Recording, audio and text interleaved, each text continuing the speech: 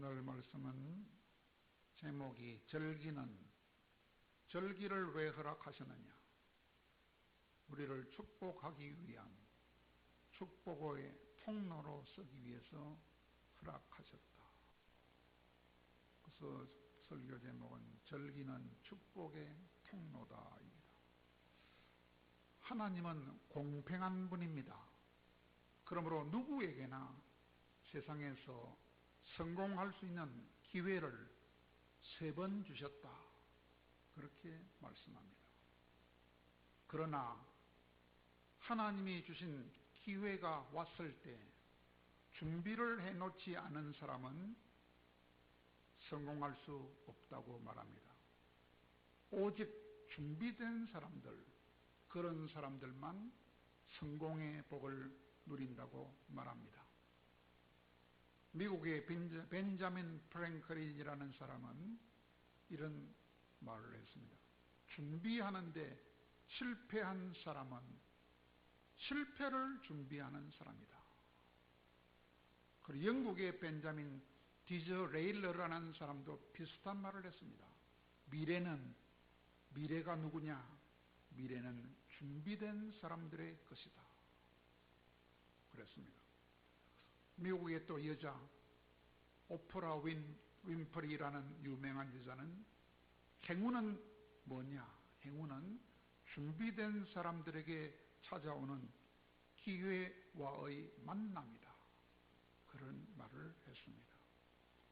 그러므로 우리는 2020년 추수감사절을 일주일 앞두고 있는 오늘부터라도 기도하면서 준비를 해야 됩니다. 하나님이 오랫동안 베풀어 주신 많은 복을 깊이 생각하면서 이번 절기도 복을 받을 준비를 잘 함으로써 복으로 채워지게 하여 주옵소서. 기도로 준비를 많이 해야 되겠습니다. 옛날에 어떤 똑똑한 임금님이 있었습니다. 신하들한테 과제를 하나 내주었습니다. 어떤 과제냐? 어떻게 하면 백성들을 잘 살 수 있게 하나 방법을 연구해 오라. 그런 과제를 내었습니다. 그랬더니 신하들이 온 세계의 지혜를 다 끌어모아 가지고 12권의 책을 만들어 왔다고 했습니다. 그러자 왕이 고개를 절레절레 흔들면서 내가 어떻게 이렇게 긴 책을 다 읽을 수 있겠느냐? 이것을 12권을 한 권으로 줄여서 오너라. 그렇게 말했습니다. 그러자 신하들이 머리를 맞대어서 열심히 줄여서 한 권으로 만들어 오니까 임금님이 또 말했어요. 어떻게 이렇게 두꺼운 책을 내가 읽을 수 있겠느냐 하면서 한 페이지로 만들어 오라 그랬어요. 그러자 신하들이 입이 딱 벌어지도록 합니다. 어떻게 두꺼운 책을 한 페이지로 줄여올 수 있겠습니까? 그래도 또 열심히 노력해서 한 페이지로 만들어 왔어요. 그랬더니 임금님이 또 뭐라 하는 줄 압니까? 한 페이지도 너무 많다. 몇 글자로 줄여오이라. 그렇게 말을 해서 또 열심히 머리를 맞대 가지고 한 몇 글자로 쫙 줄여서 왔습니다. 그 글자가 무슨 자인지 여러분 기억하고 있습니까? 12권의 책을 몇 글자로 줄여왔어. 그게 뭐냐? 세상에는 공짜는 없다. 라는 글자였습니다. 왜 그랬을까요? 심는 대로 거두는 것이 자연 법칙이기 때문입니다. 안 심으면 안 나와요. 그러니까 공짜는 없다는 것입니다. 우리 신앙생활도 마찬가지라는 것입니다. 구원을 받아서 천국 가는 것은 믿기만 하면 되지만은, 그러나 축복을 받는 것은 공짜로는 축복을 받을 수 없다는 것입니다. 왜냐하면 우리 주님이 우리 대신에 피를 흘려주셨던 그 십자가 은혜를 생각하면서, 또 주님이 우리 안에까지 성령으로 들어오셔서 날마다 우리를 보호하시고 인도하시고 축복해 주는 그 은혜를 생각하면서 복받을 준비를 잘 할 때 비로소 복을 준다는 것입니다. 복을 받을 준비를 많이 해야 돼요. 그러므로 복은 절대로 공짜로 주는 것이 아니라는 것입니다. 그렇다면 어떻게 하면 복을 받을 준비를 잘 할 수 있을까요? 오늘 본문에 보니까 절기를 잘 지키면 복을 받게 된다 그랬어요. 오늘 본문 24절에 말했지요. 매년 3번씩 하나님을 뵈려고 올 때에 지경이 넓혀지는 복을 주겠다. 그렇게 하나님이 약속하고 있기 때문입니다. 매년 3번씩 하나님을 뵈려 올 때에 지경이 넓어지는 복을 주겠다 하셨는데, 그러면 여러분, 매년 3번이란 언제를 말합니까? 매년 3번 절기를 지키기 위하여 20살 이상 남자들은 다 집에서 저 멀리 예루살렘 성전까지 3번 걸어가야 한다는 것입니다. 우리나라로 하면 매년 3번씩 20살 이상 남자들은 진주서 출발해서 걸어가지고 저 서울에 있는 한가운데 있는 중앙성소 교회로 가야 됩니다. 나는 평발인데 가면 몇 달을 걸릴 텐데 그래도 1년에 3번 걸어가야 돼요. 그 정도로 정성을 쏟아야 복을 받을 수 있어요. 우리 남자들은 다 그렇게 할 수 있기를 바랍니다. 그러면 3번 절기는 어떤 절기를 말합니까? 첫째는 유월절이요, 둘째는 맥추절이요, 3번째는 수장절입니다. 유월절이 뭡니까? 애굽의 종살이에서 벗어난 것, 다시 말하면 마귀의 속박에서 벗어난 것을 감사하는 절기가 유월절입니다. 그때 한번 걸어가야 돼요. 두 번째는 맥추절입니다. 맥추절이 뭡니까? 광야 40년 동안 날마다 만나를 먹었지요. 근데 가나안 땅에 들어가서 일을 해가지고 농사지은 얻었던 열매를 먹게 되었지요. 그때는 만나를 먹지 않고 열매를 먹게 되었어요. 그것을 감사하는 절기가 맥추절입니다. 그때 한번 또 걸어가야 돼요. 세 번째는 수장절인데, 수장절은 무슨 말이냐? 수는 추수하다, 장은 저장하다. 추수가 끝난 다음에 저장한다 소리라요.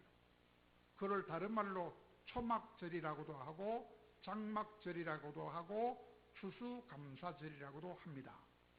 그것은 옛날에 40년 광야 생활할 때 텐트 치고 살던 그때 하나님이 40년 동안 베풀어준 그 은혜를 감사하는 것이며, 또한 가나안에 들어가서 살 때에 1년 동안 베풀어 주셨던 많은 은혜를 감사하는 절기가 바로 수장절이었습니다. 그러면 그렇게 3번 절기를 잘 지키면 매년 3번씩 하나님을 저 서울까지 걸어서 만나러 가면 하나님이 복을 준다 그랬어요. 무슨 복을 준다 그랬습니까? 지경이 넓혀지는 복을 준다고 했습니다.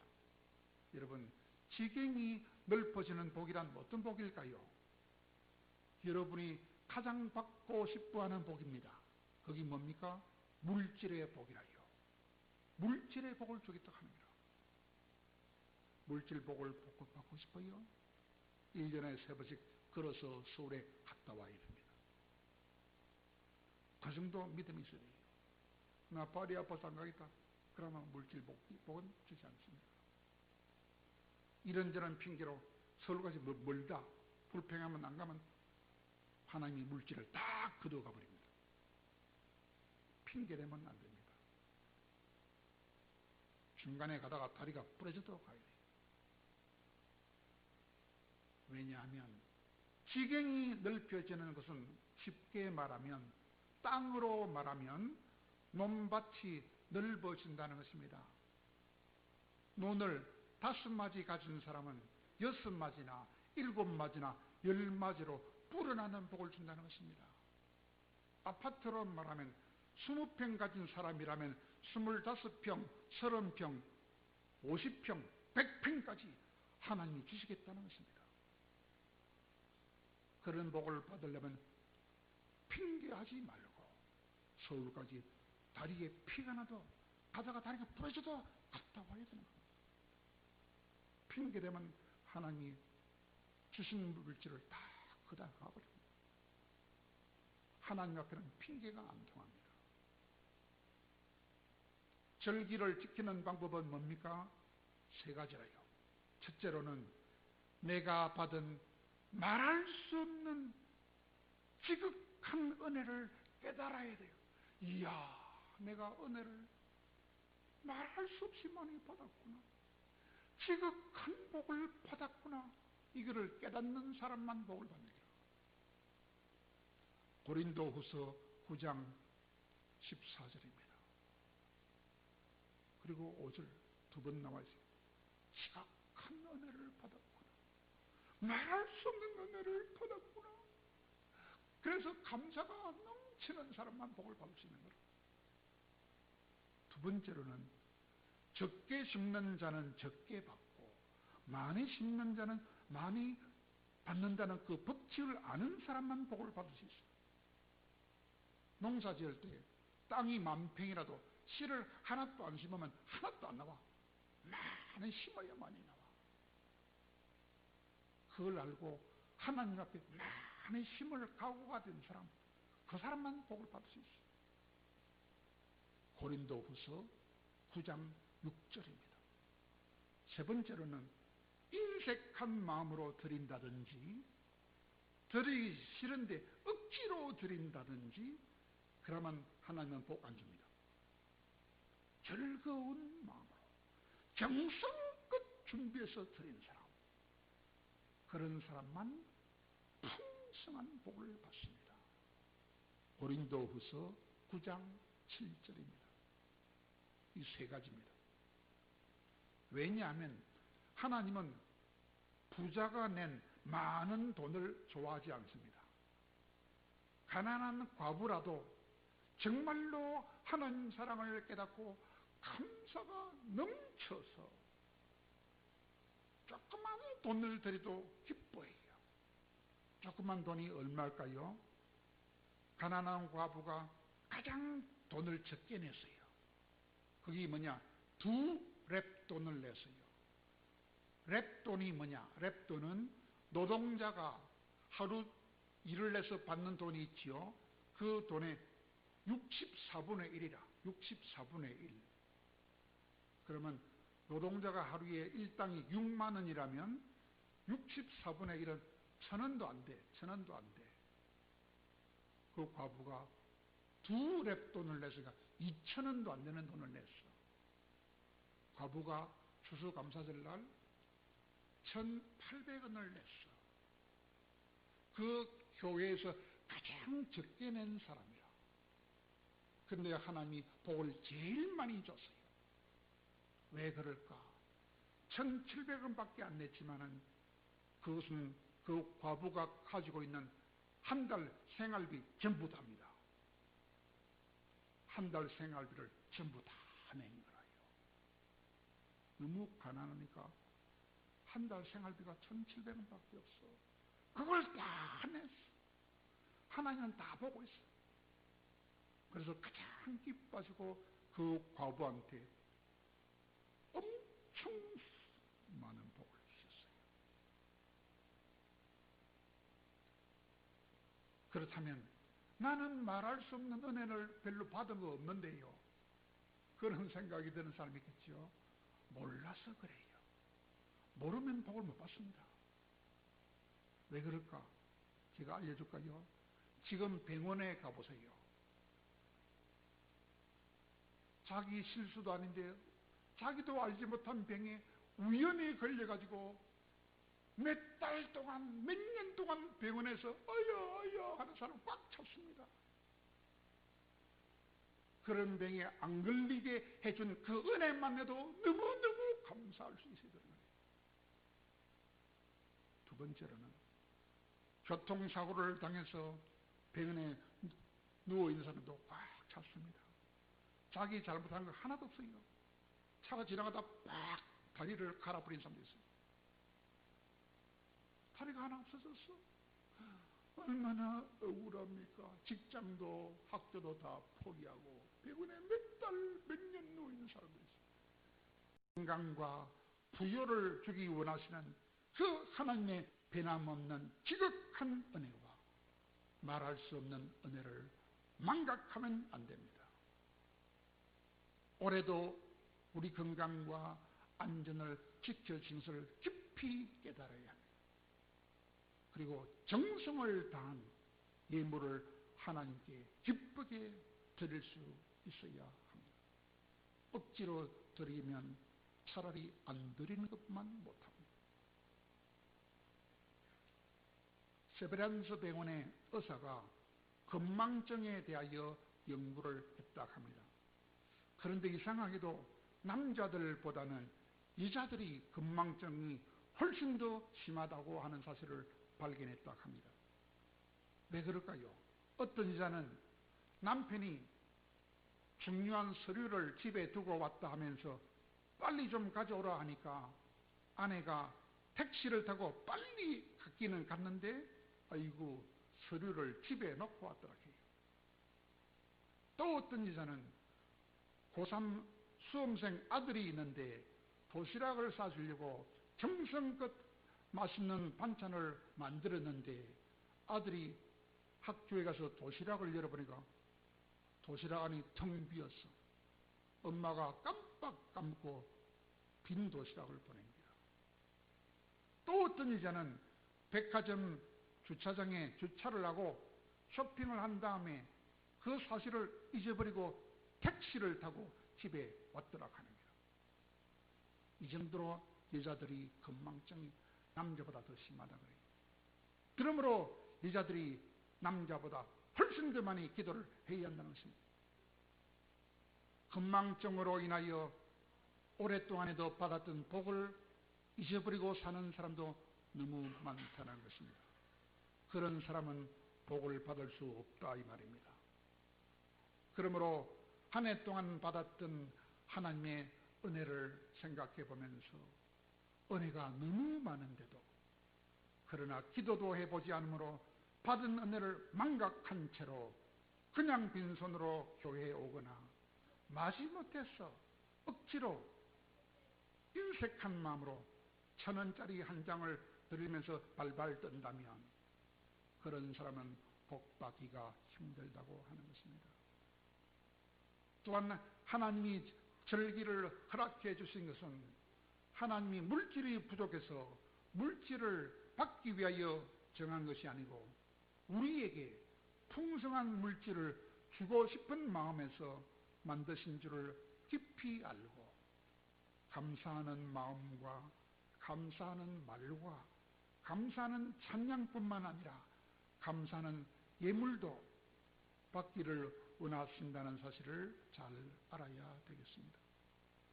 그러므로 일주일 동안 깊이 기도하면서 올 한 해 동안에도 하나님이 우리에게 건강과 안전과 직장과 가족을 지켜주시고 보호해 주신 셀 수 없는 은혜를 세어보시고 가을에 떨어지는 수많은 잎보다도 더 많았던 은혜를 생각하면서 뿐만 아니라 앞으로 주실 더 큰 은혜도 생각하면서 잘 준비해서 많은 복을 받는 여러분 되기를 바랍니다.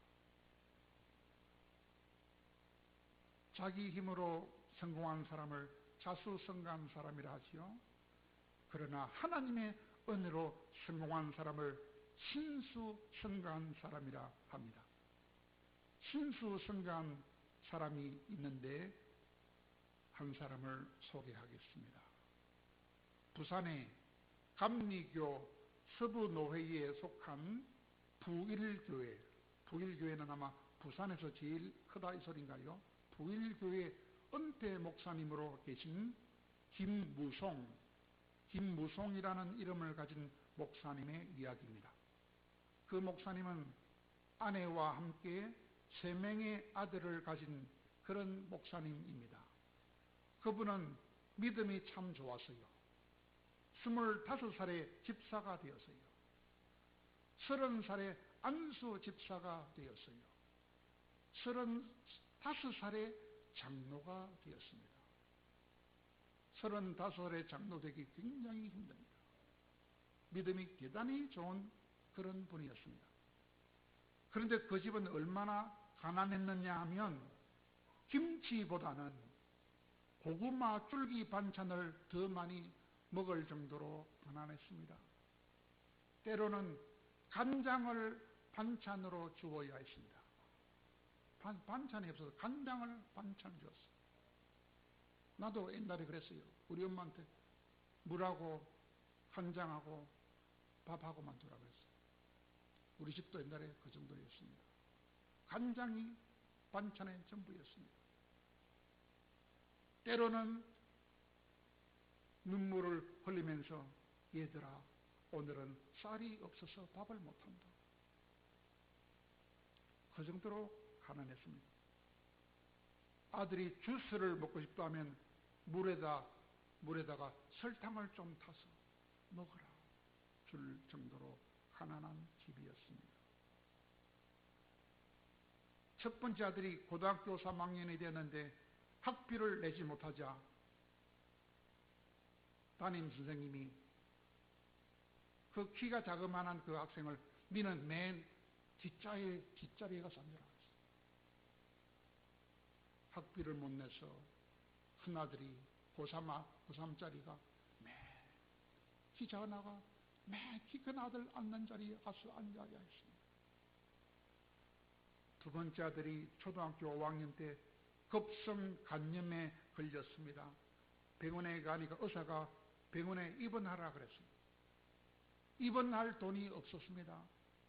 그러자 아버지가 둘째 아들한테 아들아 너는 돈이 없으니까 집에서 3달 동안 학교도 가지 말고 편안히 쉬어라. 집에서 쉬도록 했습니다. 셋째 아들은 영양 부족에 걸려서 소화 결핵에 걸렸습니다. 그때는 더 이상 어찌할 수 없어가지고 아파하는 막내 아들을 그 아버지가 묵묵히 지켜보기만 했다고 합니다. 아주 가난한 집이지요. 아주 가난한 집을 경영한 아버지였지요. 그런 아버지를 그 둘째 아들이 뭐라고 합니까? 자랑스러운 우리 아버지였습니다라고 말합니다.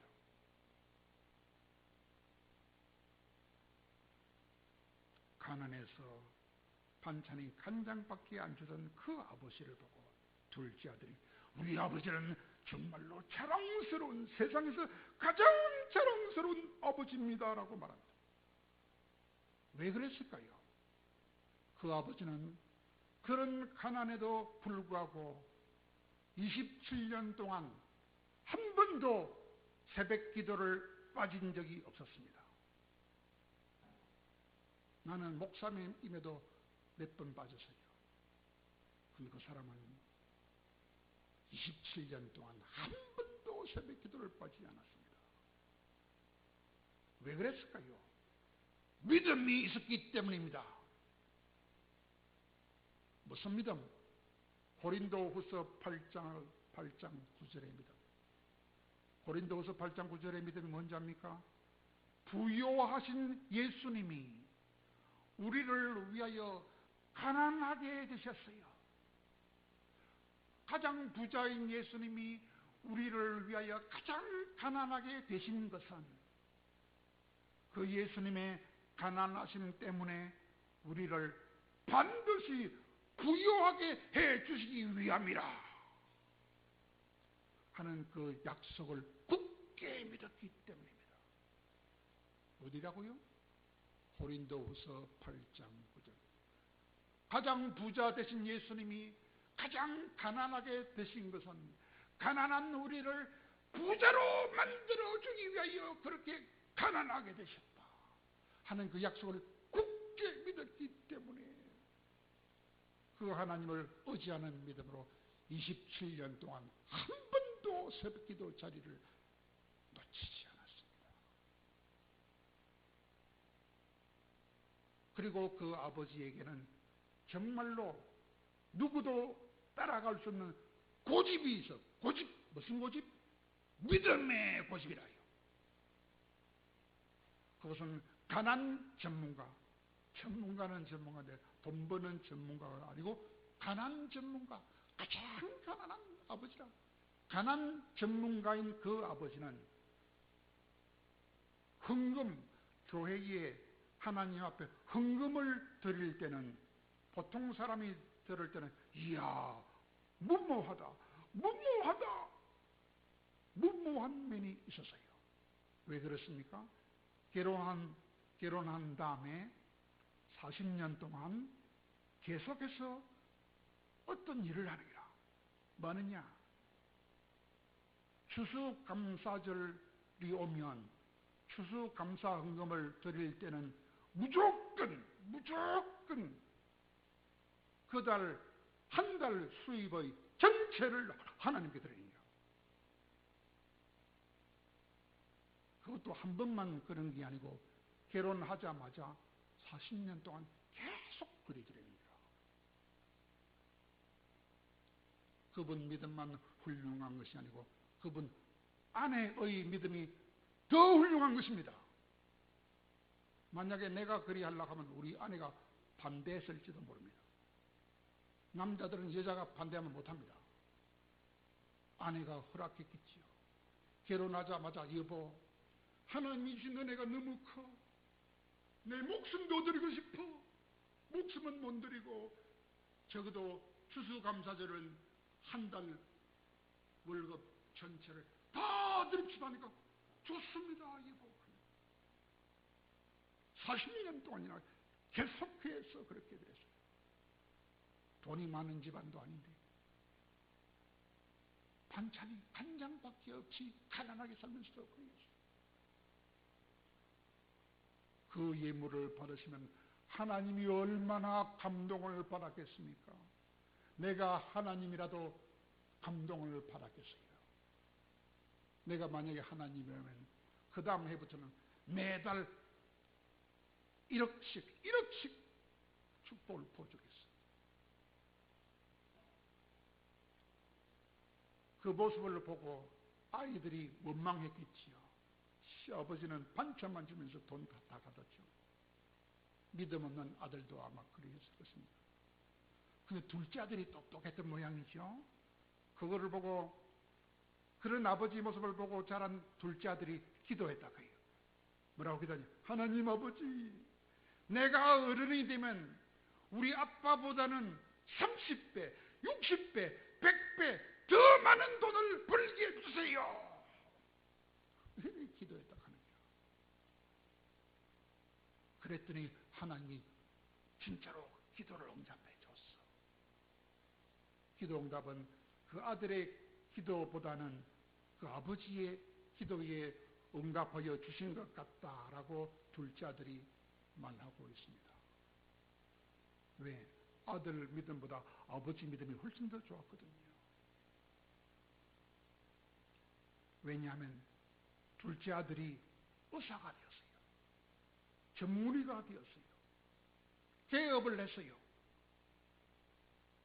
개발하니까 아마 매달 한 달에 1억씩은 안 들어오겠습니까?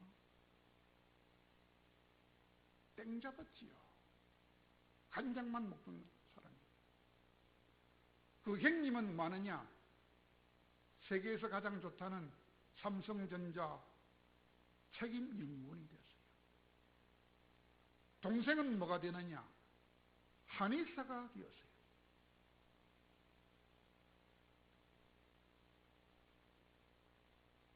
왜 하나님은 가난한 아버지를 축복해 주지 않았을까요? 하나님이 가난한 아버지를 축복해 주지 않고 3명의 아들들을 축복하신 것은, 만약에 하나님이 그 아버지를 축복한다면 아버지는 또 감사하다면서 전부 다 또 하나님한테 다 갖다 바쳐버릴 거거든요. 다 갖다 바치고 또 가난해질 것이므로 하나님이 그 아버지는 축복 안 하고 아들 3놈을 빡 축복해가지고 아들이 받았던 엄청난 복을 늦게야 함께 누리도록 해주기 위한 하나님의 멋진 센스였다는 것입니다. 하나님 우리 마음을 다 알아요.